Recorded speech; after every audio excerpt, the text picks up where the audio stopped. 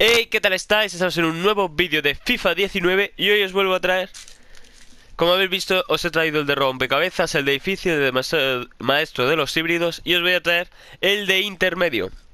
Como siempre sabéis que aquí tenéis el método más barato, así que dejar vuestra suscripción para estar siempre al corriente de todos los SBCs, tanto de iconos como de jugador del mes, de la Premier, como de cualquier cosa que salga. Siempre vas a estar los más rápidos. Y dejar un muy buen like para que yo vea que os gustan este tipo de vídeos. Lo he dividido esta vez en 4 vídeos diferentes para que no se haga tan pesado todos los SBCs. Y como siempre con jugadores conceptuales. Vamos a empezar a decir los nombres como siempre. Siempre podéis ver algún sustituto que haya por aquí. Aquí creo que no hay nada posible. Porque como nos piden media y todo, no, creo que no se puede cambiar nada. Bueno, creo que Valenciaga sí se podría cambiar. Va a tener...